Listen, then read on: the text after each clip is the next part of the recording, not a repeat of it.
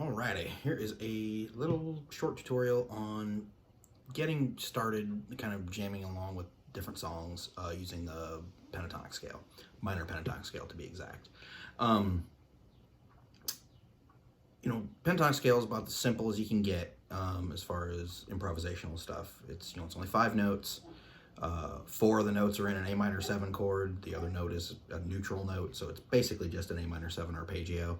So if you're playing it in the key of A minor, you really can't play any bad notes. And it's very simple to play.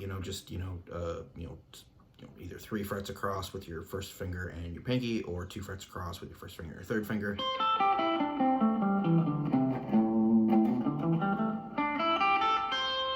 Just very simple, but obviously, it takes a little bit to learn all the little tricks that kind of make it come alive. And when you're starting out, even though it's a very simple scale, it still covers 6 strings. There's a lot of cross picking as far as if you're going to alternate pick the thing, and it can be difficult to kind of navigate the whole thing. It's still, for a beginning improviser, probably too many options.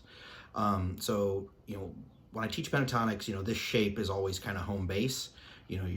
Most of your licks kind of come out of this shape. Then you kind of expand out in either direction to a couple other positions as you navigate across the neck. But this is always kind of home base. That little root position, A minor pentatonic scale known as the box. But within that box, kind of home base, there's kind of home base within home base. And that is just kind of on the 2 center strings, the D and G string, 5th fret to 7th fret on D, 5th fret to 7th fret on G, and then if you can, bend it up. Whole step there to that note, which in this case is an E. It'll be this note here within the scale shape too.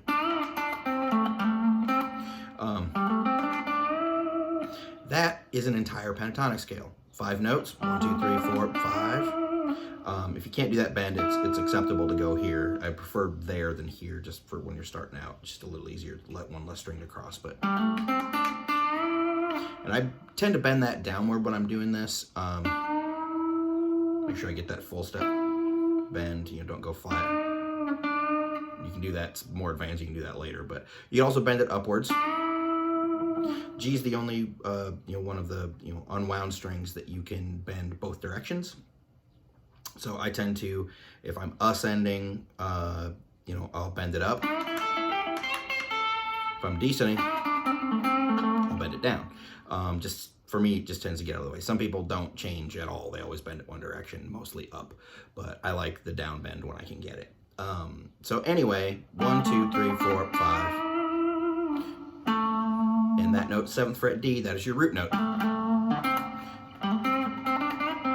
But that is a complete pentatonic scale, and you can play a fairly credible solo without ever leaving that area. Obviously you're going to run out of stuff to do reasonably quickly because you don't have the other octaves to work with.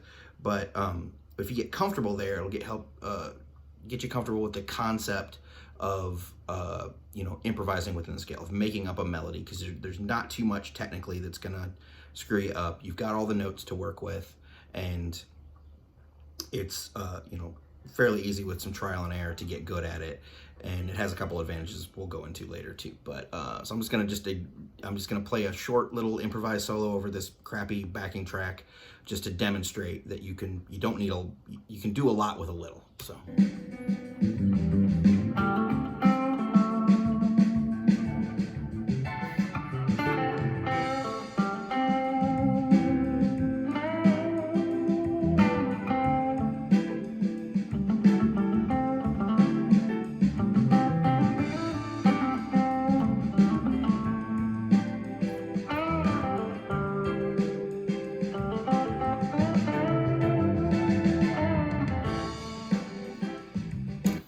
It's certainly not going to change the world or anything, but it's a very simple way to get the hang of improvising a melody, to where you have to kind of change, your rhythm, what note you're starting on, what note you're ending on. You'll kind of discover where the good notes are, where the bad notes are. Good note, bad note is kind of relative here. Just some of them will sound more correct to land on than other ones. That's just something you gotta kind of get with your ear a little bit, but you can't really lose if you land on that root note. Don't want to do it all the time, but it's, you know, it's the root, so it's okay to land there.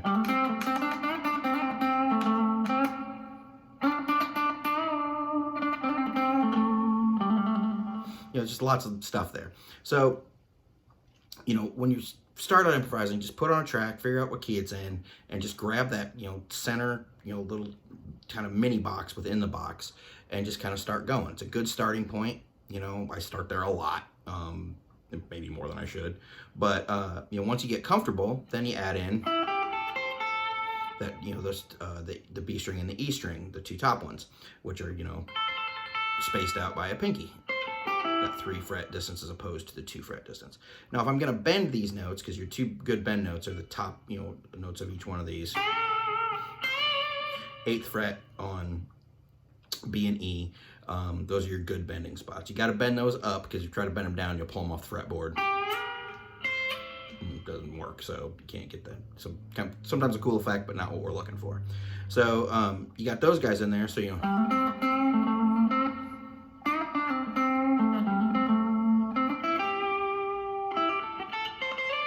Sorry, I went up there, but so I'll play, if I'm playing a single note, I'll play with my pinky, but if I'm going to bend, I switch to my 3rd finger and back it up with the other ones. That's where a lot of guys will play, they'll even do that stretch with their 3rd finger just so they don't have to do it, but I really recommend using the pinky. But if you're going to bend, use that 3rd finger. It's a lot harder to do it with, control it with the 4th finger, pushing all the, I can barely do it. I know people that do it. It's not very comfortable for me, so I don't recommend it. Not very comfortable for most people, actually. But you know, you can start adding in that little guy. So you're really now kind of only working that little kind of you know, top 4 string area, and get comfortable with it. You know, then eventually, once you get comfortable there, you can start messing around the lower edges. You know, anything down there. I don't hit those too often. What I'll do is I'll go into a thing called the Pentatonic Tree, which just basically takes a couple of different positions on either side of the box and grabs a couple of whole steps from them, which would be 3rd and 5th here, and 3rd and 5th on A. Then you slide up,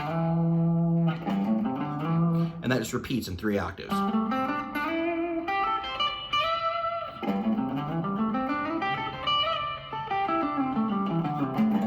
I don't want to get into a lesson on the pentatonic tree because it's a separate thing, but one of the advantages that you have once you get there, if you've used this little mini box,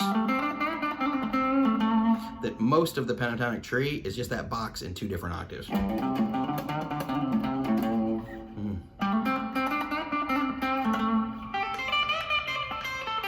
Same exact, you know, lick, you know, but you're comfortable with those group of notes. You know, you got a bend at the end, and you know.